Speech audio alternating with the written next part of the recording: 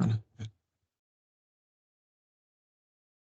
everybody. Hope everybody's well, and welcome to tonight's Connected Match Officials call, which tonight we're going to have a little bit of a look at a slightly different role potentially to something that we've spoke about before. We're going to have a little bit of a look around assistant refereeing, or you might hear it known as ARing a little bit more commonly. But before we start to get into any more of the content, I'll just introduce the two other faces you should be able to see on screen.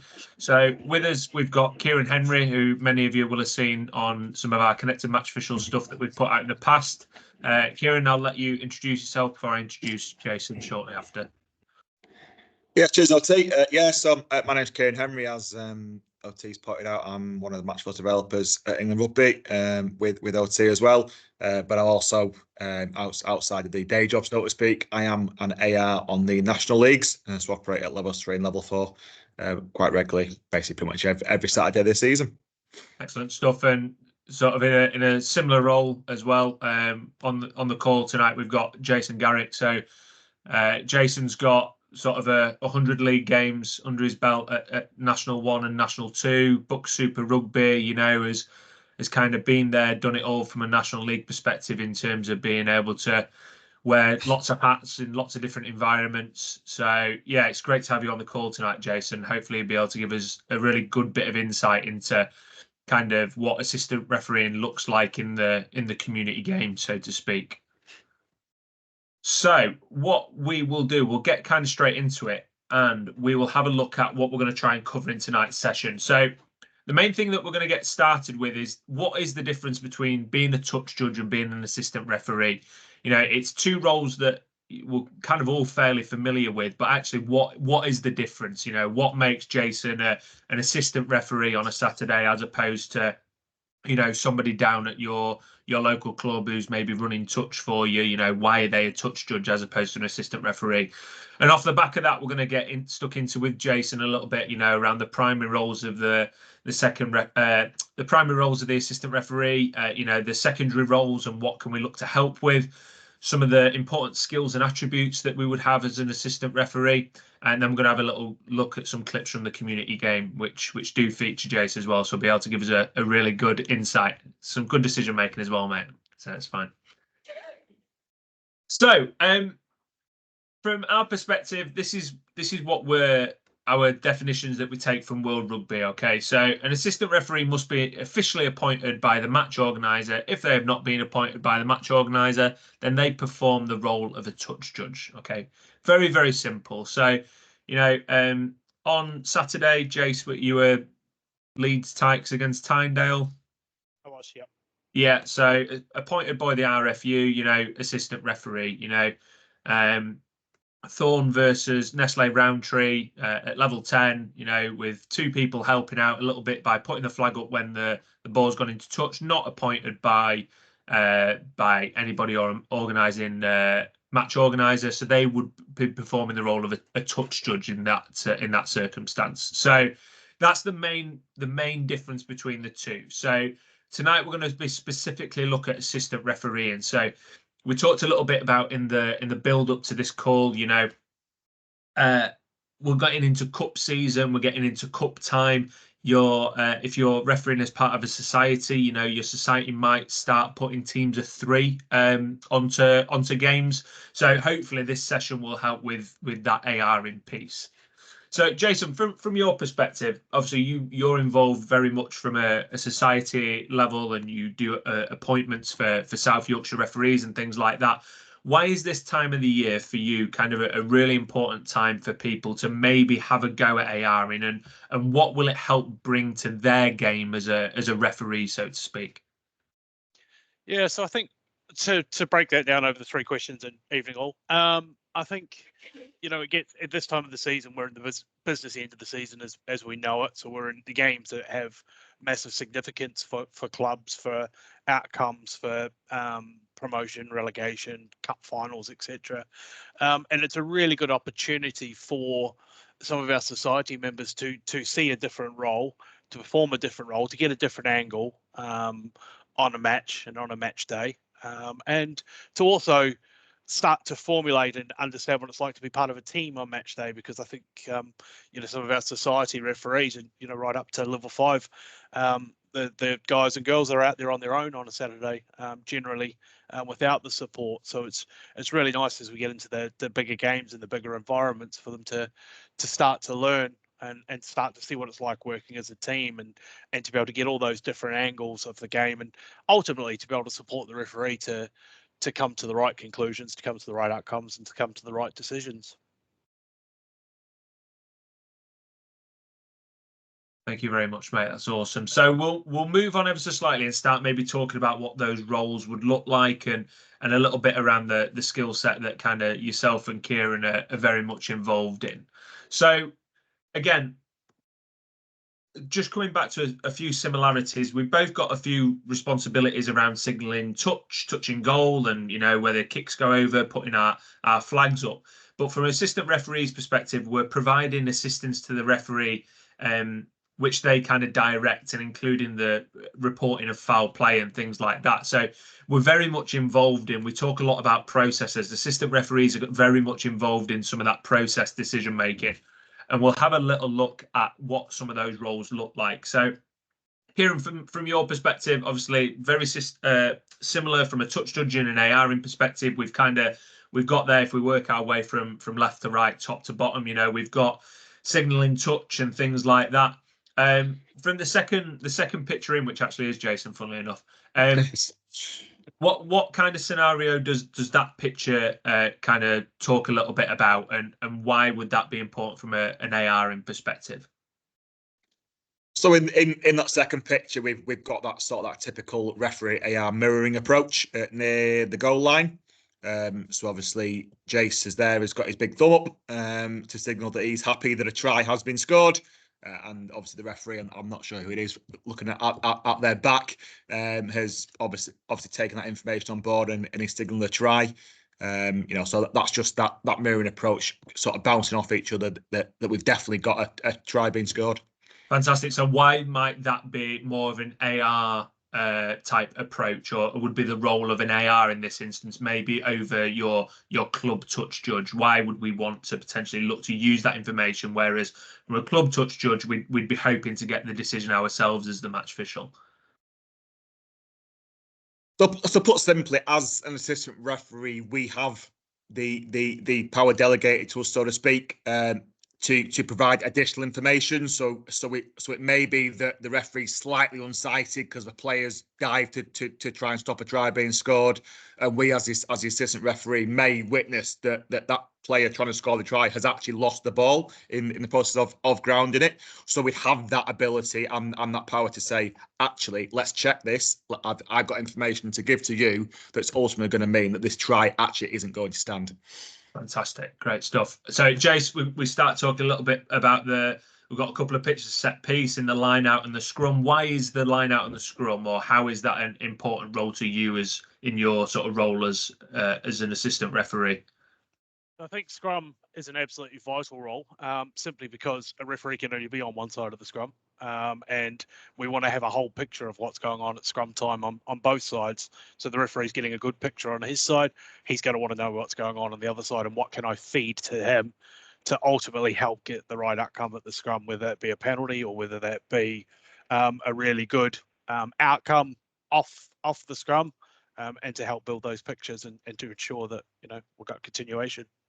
Fantastic. So when you're kind of making your decisions as a match official, if you've got if we take that picture in as an example, the referee in that instance is stood in field, you would be on the sideline and see the opposite side of the scrum. How do you approach your scrum time? Do you take a similar kind of process to that you would if you were the match official, the sole match official, or the referee in the middle, or do you do things slightly differently?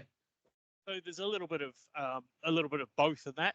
So pre-match, we'll always have that pre-match discussion with the referee, who will give his instructions of how he wants the game to play or how the team to operate. So we very much take that on board of how the referee wants it to have it refereed in the conversations that we have. But also there is an element of we've all been referees, and a lot of us are still referees, that we are still looking at the same thing at scrum time. We're still looking at the setup. We're looking at the legality, and we're mirroring what the referee is looking for as well. So there's a little bit of both, and to go back to what I said before, the teamwork that comes into play on that one. Fantastic, and we'll talk a little bit more about that kind of pre-match brief and maybe what as a team of three, probably the outcomes that we look for. So, Kieron, we'll move up to the end of that. How does foul play? How do you help involved in the, maybe from a referee's perspective? How would you be involved? Jason's laughing. Yeah, that's fine. We can go into some stories later, Kieron, I'm sure. But from your perspective, how does it help? I'd expect nothing less, Jason. Yeah, so I mean, very much, a similar to other aspects that we talked about. We are there as assistant referees to provide facts. Now, it may be protocol dictates with referees that referees will lead conversations when it comes to foul play, so they'll provide the facts that they have, and we're there to fact check what they say, and B, if we've got any additional facts to add that may provide a more rounded picture that will allow us to get to the correct decision ultimately. I mean, it's important also not to forget that at some points referees will have no facts, so you may be the only match official that has those facts to deliver. So you've absolutely got to be clear with the facts that you do have and deliver them in a way that isn't sort of just waffle. It's clear and obvious facts. It isn't just saying, "Oh, I've seen a punch," and then you've not got a number of a player delivering the punch, because the referee can't go anywhere with that. It's clear facts. I've got blue 7, single punch to the face, high degree of force. Referee then has very clear facts to go with. So that sounds a little bit like you're talking in that process perspective again. We're going through a process to get to an end result. So I mean, we can use an example. Me and you have had a couple of teamwork red cards this year, unfortunately. But from our perspective, we've had 2 that are quite similar. One where I probably dictated and led the discussion, and you were there basically to challenge my process. If I'd have used a load of language that would indicate a red card, and then I give a yellow card, I trust you would come in and kind of challenge my process. Similarly, on the second one that we had, I had absolutely nothing. You were the holder of all those facts again, and it's the way that you storyboard and you use your language that as a team we'd be able to come to that decision, isn't it? Perfect. No, that's great. So, Jace, obviously you had the scrum picture last time, so it's only fair that you have the second set piece as well. Line out. Is it the not straights? Is that your job? Is that your only job? What would kind of you be looking to try and control a little bit at line out time? Effectively, it's a really interesting one with line out again. It goes back to that pre-match discussion you've had. The not straight generally sits with the referee. Referee's in the best position for that. Generally sat at the back of the line out, gets a really clear picture of that. So that's not one that as ARs that we'll go looking for. But line out time, some referees might want some ARs to look high and he looks low. Generally, the rule of thumb is that we'll look for everything at the line out. So as a again, to Kieron's point, we're mirroring referee at the back, AR at the front, seeing the full picture of what's going on there. And we're looking at, things at the lineup because we're situated on the touchline. We can take a step back and get that whole peripheral view. And you're looking at things like jumpers coming across. Are there any blockers from attacking perspective as they set up at the line out? Is everything legal? Is everything safe? At the line out, and then we're feeding if there's any of those things that they're missing, or if there's any points that need to be made there, we can seamlessly comms that into the referee, who will have a picture from his side. Yeah, fantastic. I mean, it's one of those things. I don't do that much ARing, maybe half a dozen games a year, dozen games max, and the amount of grief that you'll hear from behind, about that's not straight, come on, Lino, do your job, things like that. But obviously it's an appreciation of kind of, as that team, what are people's roles? And again, that'll come back to the pre-match brief, won't it? That real clear communication. What does our process look like, and what does our maybe team philosophy look like at each phase? speaking of being shouted at as a assistant referee, you know, offsides, Kieron, and open play, you know, the old get them on sideline, that type of thing. But is that kind of your job as a assistant referee, or what would that offside space look like to you? Yeah, so largely, I mean, if we look at a part of the game where we are going to have a heavy involvement as assistant referees, it's going to be around that space piece, which is largely going to be centred around offside lines at tackle ruck, and then set piece wise, scrum, line out, etc. So yeah, that's largely going to be dictated by assistant referees, because that allows the referee to then concentrate on what's right in front of them, so they can referee that tackle area or that set piece area much easier. So yeah, we would largely try and control that by using player interactions. So more not communicating with wingers and asking them to feed inwards, that obviously that will give marks, etc. And yeah, and then obviously as assistant referees, we would try as much as possible, if we are going to give a decision, to give a decision where you've got a clearly offside player that's probably never been onside. So either they've gone really early from a ruck scenario, or they're 7 meters back, for example, at a line out. So they've never actually been onside. So they're the ones that we would try and target, because we're often not, we'll find they're nice and easy and followable after the event. Whereas sometimes if we look at those timing events, it's very much 50-50 as to whether our call is actually correct or not. Fantastic. That's really good. And you talk a little bit about being followable there. We'll touch on that a little bit later about, you know, how do we make credible, followable, accurate decisions, you know, that add a lot of value, I think is where we're important. Jason, last one on there. I think I can probably guess from what you would say, but, you know, breakdown, tackle, ruck, anything to do with you guys? You know, we might get some coaches going, come on, Lino, get them to roll away, or tell him that we need to, you know, you should be getting them to roll away. Where's that sit in your jurisdiction, do you think?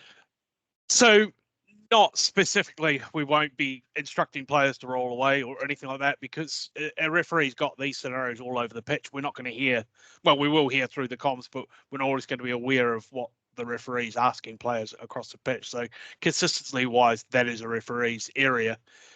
What we can do is we can assist and say to the referee, and in downtime, we're seeing this or we're seeing that, or you might have an issue with that player, and we can just make a referee aware of that to help, you know, build the credible picture and hopefully create some positivity around those certain scenarios. Fantastic.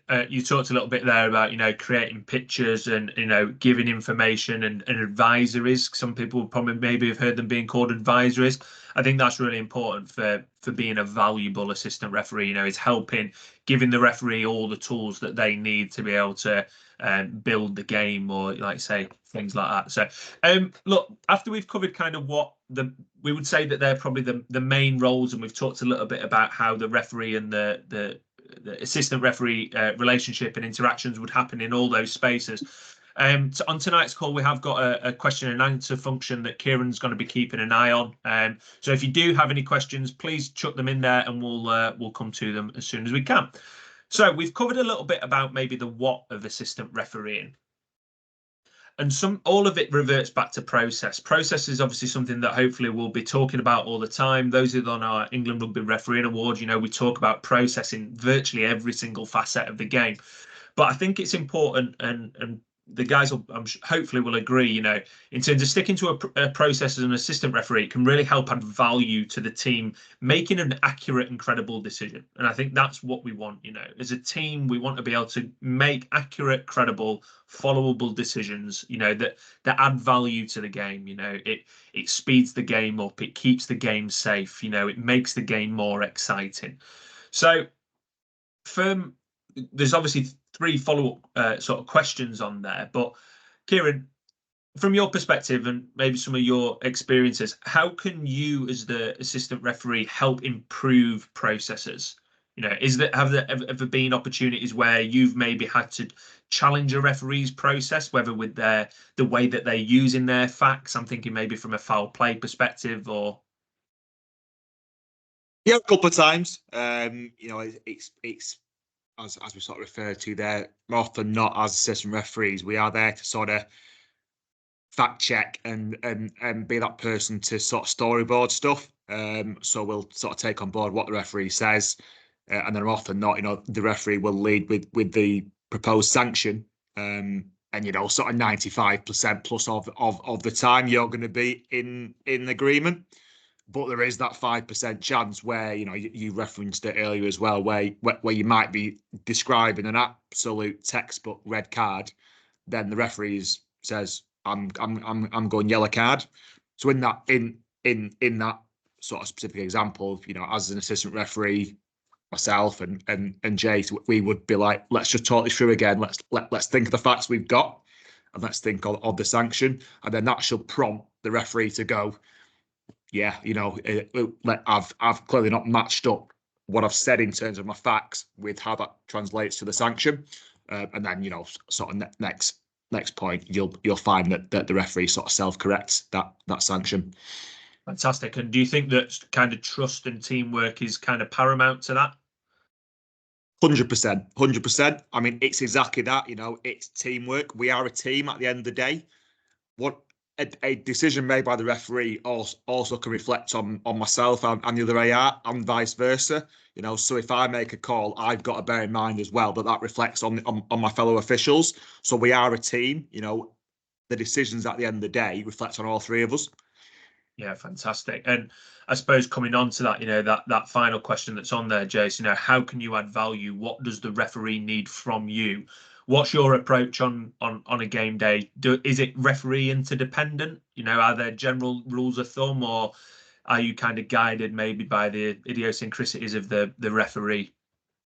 Yeah, I think a little bit of the latter. Certain referees have certain styles, and they like to. It generally, 95% of refereeing and the teamwork is the same from week to week, whether you're a National 2, National 1. It's the same, but some referees like certain things to be looked at a little bit clearer. And there's things that we're focusing on. World Rugby can have directives that we have to follow through on, and there's certain things that each week you have different challenges, and the value that we can add will depend on the focuses of that day. So, for example, a referee might say, well, we there's been issues before, not with these two teams. There's been issues before with the tight head and loose head. I want you on that side to have a look at the tight head and loose head, and I want you to begin to build that picture for me on what's happening, and to keep me true on it, to keep me informed on it.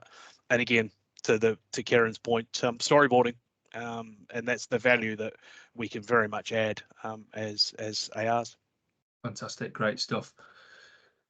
So we talk a little bit about key skills as well. It's all well and good, knowing the role of kind of what is expected from us, but it's being able to then go out and deliver that role. I suppose some of the key skills are similar to your referee, your referee in the middle. We've kind of gotten there a little bit about, communication, eye to detail, teamwork, processes, fitness, and then it's kind of that determination and a little bit of grit as well. What would probably be your biggest skill that you think is maybe more prevalent when you're in a role as an assistant referee versus a referee? I know that's quite an open question, but Jace, I mean, if you want to go first, that'd be great.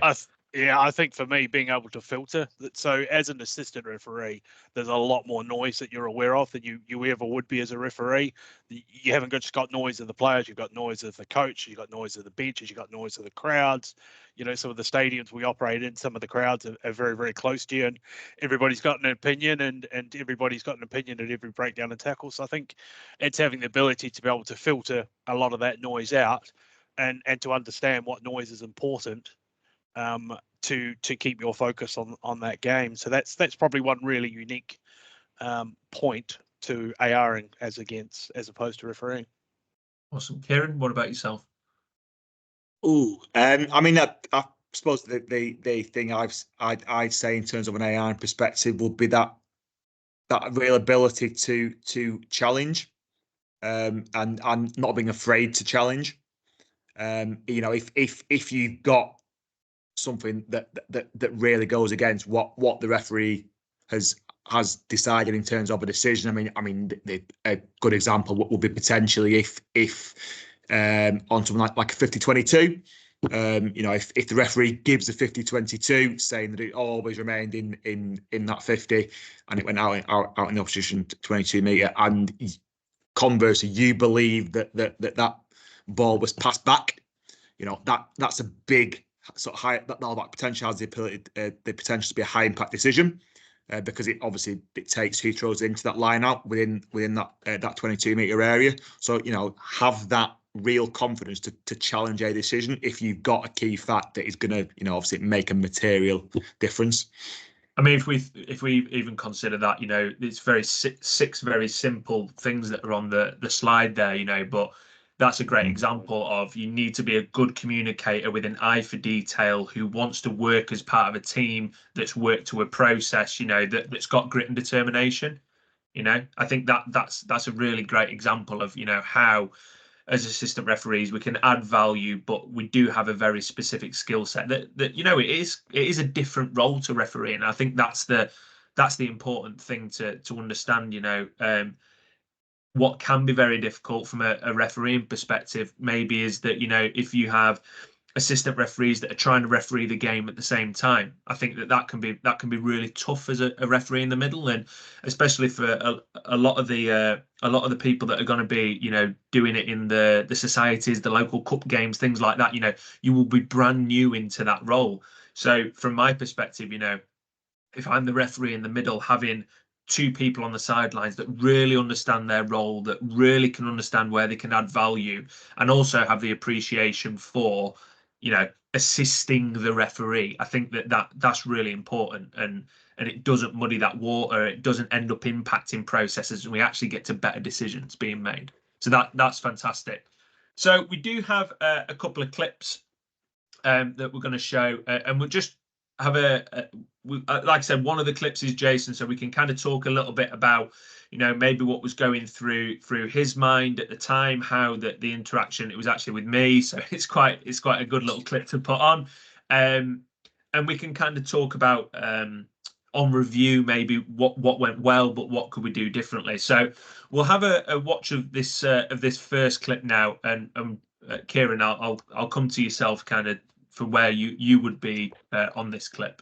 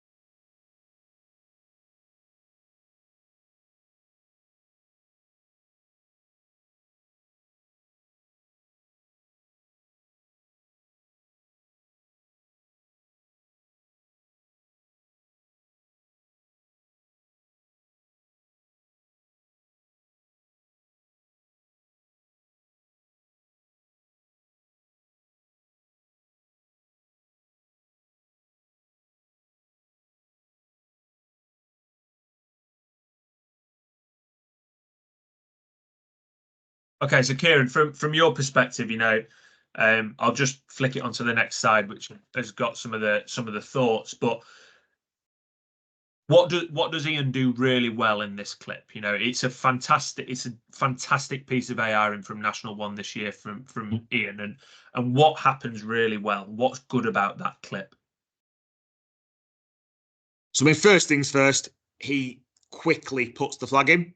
So that indicates to everyone that he obviously has seen what's happened. I mean, in this particular case, I think Tim, the referee, has also witnessed it as well. So, you know, obviously Tim will have blown the whistle quite quickly as well. So that sort of takes any real sting out of the situation. because it's clear that 2 of the 3 match officials, the 2 closest to that action, have actually seen what's happened. So and therefore they're going to be able to deal with it. Fantastic. So you talked a little bit there, you know, the referee creates the time and space, all the things that we talk about from a refereeing perspective. So the referee's got a really big responsibility to be able to, you know, create space, calm everybody down, and allow the process to kind of come to fruition. The big thing for me is that in this clip, Ian challenges Tim's facts. So Tim has no head contact, you know, going through the DLV process, probably going to come to a penalty, high tackle for DLV. It's the fact that Ian has direct head contact and is empowered. I think is for starters, you know, he's been empowered as the team of 3, feels as though that he can give that decision, and that challenge isn't going to be accepted negatively by the referee. You know, that this is a team decision that is going to be made, and I have different facts to you. And we can see from the picture on there, you know, it's right in front of Faz, right in front of Faz. It would be expected probably that he gets that head contact, whereas, you know, there's bodies in the way. We can't actually see Tim on that still. So from that perspective, you know, for the AR to be able to challenge the facts, he's in a credible position to give alternative facts, and they go through the process the way they do. Happy with the process, Kieron? You know, the language that they use, and, you know, there's a bit of mitigation with the little step and things like that. Happy that we would come to a yellow card? I didn't hear the communication on the video. Okay, so talked about direct head contact, you know, accelerating into the tackle, always high, but there's a late step from the red player. Sounds like a yellow card, doesn't it? Absolutely, yeah, and that obviously points back to what I said previously about giving those succinct facts. You know, so you know, we talked about accelerating into tackle, direct head contact. You know, so therefore we are thinking head contact process. You know, so we then get to our 4 questions on the head contact process, and then obviously, you know, so yes, we've got head contact, so therefore in the head contact process, yes, because of the tackle being upright, we have got foul play. We've then got obviously a high degree of danger because it's direct head contact, high force. And then obviously talking about the step brings us into our mitigation question. And therefore with that mitigation, yeah, yellow card. Fantastic. And look, we get 1 view of that live, you know, but that is it's followable. You know, we've used the language that World Rugby want us to use, and we think about our DLV, you know, our domestic law variation language, you know, thinking about the language that we use and the words that we say. That's why it's so important to help decisions like this be followable. You know, the other thing to bear in mind, this is right in front of the Sedgley Park bench, you know. So the words that Ian uses are going to be impactful when it comes to them being able to buy the decision that's being sold, so to speak. So yeah, look, I think it's a fantastic piece of assistant refereeing, and it shows that, you know, a really trusted, empowered team can check and challenge each other to come to better outcomes. And speaking of which, we'll move on to our second clip. So I will play this through, and then I'll come to Jace just for his thoughts.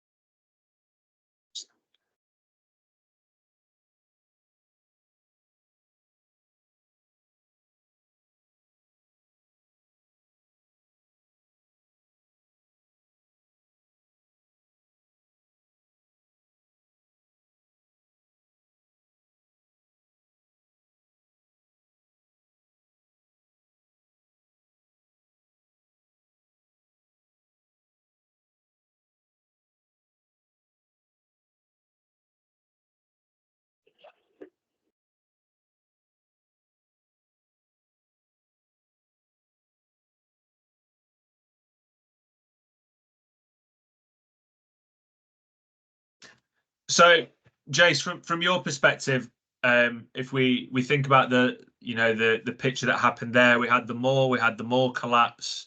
I'd seen the ball be played away. I said there's no foul play, so I was happy there's no foul play. So when you come in again, this is a direct challenge, isn't it? You have different facts to me. From your perspective in that space and time, would it have been easy to go, yeah, fine, you've got it, you get on with it? Why was this a big decision to come in and challenge?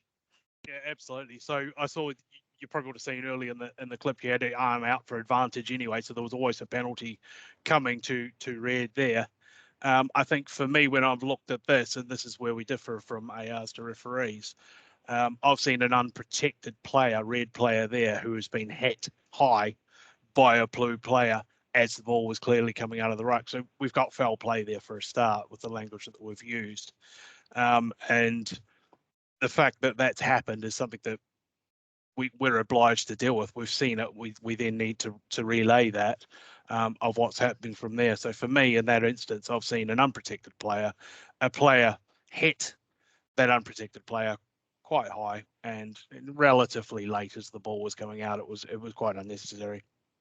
Yeah, fantastic. So obviously on my review, I'm thinking this is a fantastic call. This is really good. This is strong, powerful ARing from you. Again, it comes back to that challenge and that empowerment. We've known each other a long time. We've worked with each other loads of times. Do you think that trust and empowerment, why is it so important? Again, in the pre-match brief, we talk about, if we have foul play, I need you to do this, I need you to do that.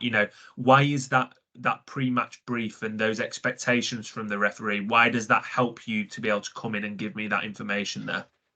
I think the fact that we're fitting into the referee process as well, that's a really key thing pre-match of how the referee wants that process to look like. And we've got to be as ARs adaptable to that and to be able to deliver on that so that, we get to the right outcomes. But I think having trust in each other as well is a really, really big thing. As Kieron said, we're a team. All of our decisions, whether it be an AR or a referee decision, reflect on all three of us. So we've got to have that trust and confidence in each other when we make these decisions, whether they're high impact or not, that they're absolutely accurate. And that, if one of the team believes it's not, they've got that power to challenge it as well, as we saw in the clip before from Ian. Yeah, fantastic. So we talked about a little bit of an even better if there, where we put in that we could have flagged in. Why does that flagging in on foul play? Sometimes it's obviously difficult in the immediacy to go, bang, chuck your flag in. Why is it important, or why does it help us, do we think? I think in this instance, when we've looked at it on review, I think we've got everything right. We've got the language right. We've got the outcome right. We're happy with all of that. I think when I look back on it and review it myself, yeah, I probably could have put the flag in, should have put the flag in, simply because where we are on the pitch, we had the two benches behind us. I'm on the side where they have the crowd and the stand. So it could have just, as Kieron said before, indicated to everyone that we've got that piece of foul play. You probably saw there 3 or 4 red players were coming at me saying, what about that? Well, actually, if I had to put the flag out, I wouldn't have had that to have dealt with, because they would have seen it and think, right, they've got that. We know we can trust in them to get the right outcome on that. And I think it just signals and builds that whole picture to everyone that, hey, we've seen it and we've got it under control. I think what was going through in my mind at that point was I knew we had penalty advantage. So I thought, well, actually, we're going to be coming back anyway. And the piece you wouldn't have heard was the communication between myself and Owen as well, coming back to there. But absolutely, the big takeaway for me on that was flag in and just make it obvious to absolutely everyone. Even if, I'm still standing looking to make sure the players, it doesn't become something bigger than what it already was. So I think you can still have your flag out there. Fantastic stuff. So we're coming towards kind of the end of the session. We do have a couple of questions which we'll come to after our kind of key considerations. But please, if you do have anything, any questions, just chuck them in now so that we can kind of get them answered for you. From a key consideration perspective, Kieron, why is it important to know your role as the assistant referee? It's vitally important because at the end of the day, if you, as an assistant referee, start getting over involved, then that can have a negative effect on your work as a team of three. And then conversely, if you have that pre-match chat where the referee sets out their expectations of you as the assistant referee, and then you don't get involved when you should be getting involved, then that's also going to have a negative effect on that match, and B, that referee's opinion of you as an assistant referee. And if you, and you know, as assistant referees, we work with the same referees very regularly. If that level of trust isn't there between the officials, then we're not going to work to our maximum as a team, and therefore our impact on the games that we're involved in is also not going to be at its maximum. Fantastic. So in terms of know your processes, you know, I talked a little bit about the pre-match brief. If we think, you know, to Saturday, Kieron, me and you together, you know, our pre-match brief, it talks about what does the referee need from you. You know, the referee really should be kind of dictating. Just again, it comes back to those nuances. You know, it might be that on Saturday, you know, I want Kieron to do X, and the Saturday after, you know, the next referee wants Kieron to do Y.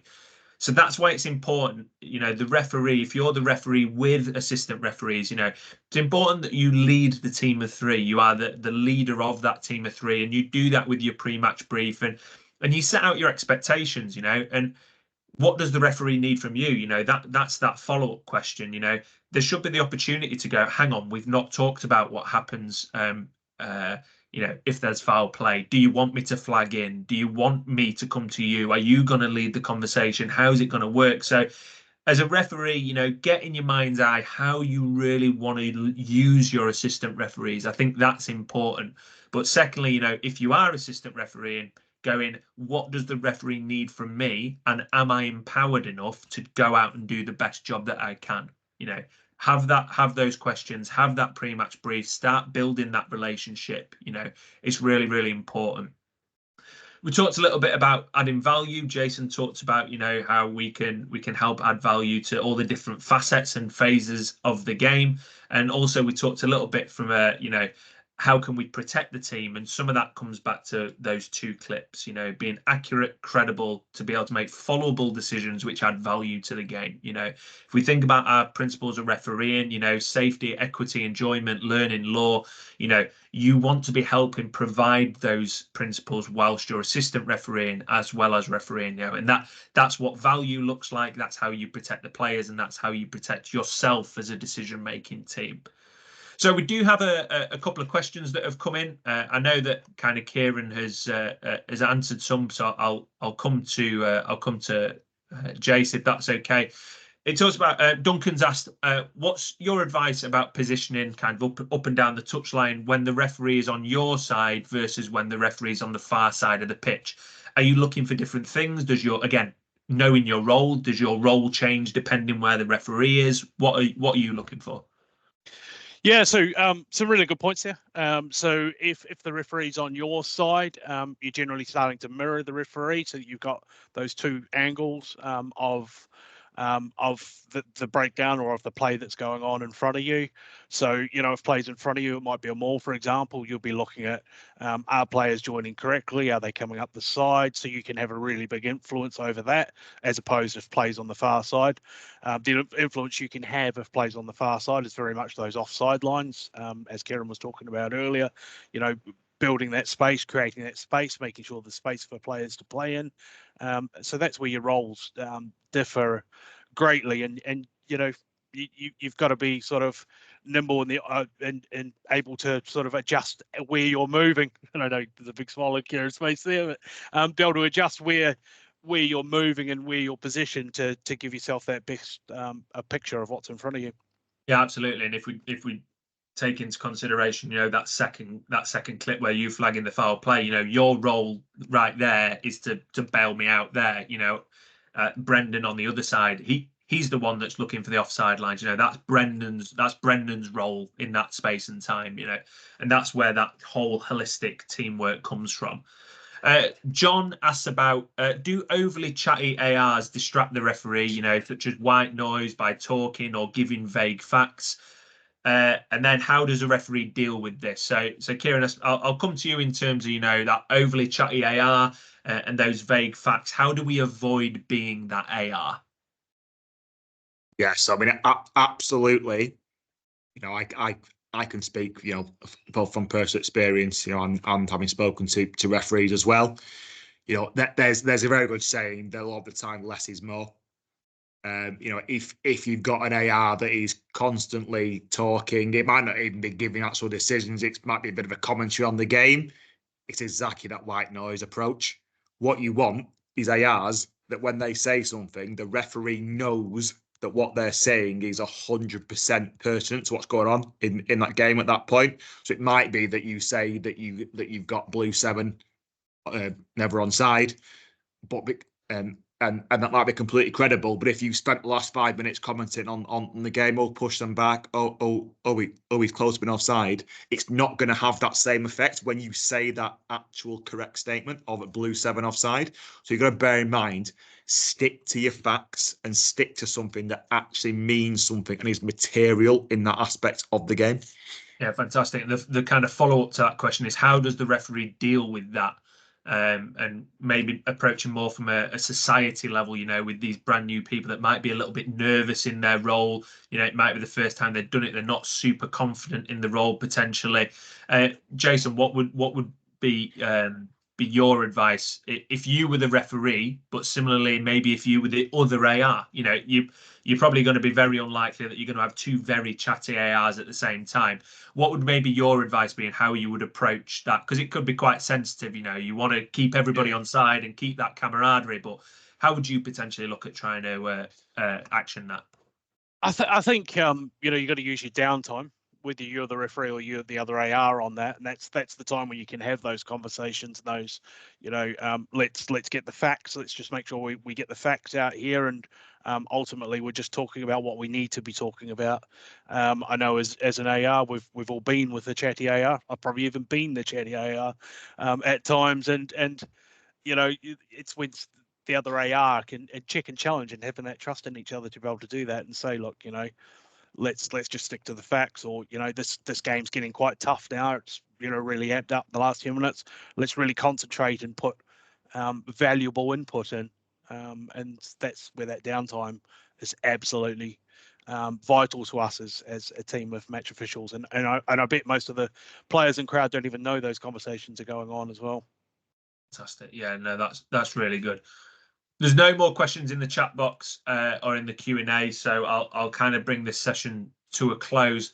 I just want to say a massive thank you for Jason for jumping on tonight. It's been really great to see somebody with that experience on the sideline, but also you're still very much current and in the middle, so you're very much understanding and kind of knowing the holistic role of that team of 3. So that's great. And again, Kieron, thanks for you sharing your insights as well. It's been really brilliant. So I just want to finish off by saying thank you for everyone to jumping on this latest episode, I suppose, of Connected Match Officials. We are going to be following up again with another one in May, where we're going to be looking at refereeing 7s, which is obviously a variation that is going to start to be coming in once the 15 season. I mean, it's not quite 7s weather in Worksop at the minute. But we'll have a little bit of a look at that, and again, how your role as the match official may change in that environment. So have a great evening, and we will see you next time.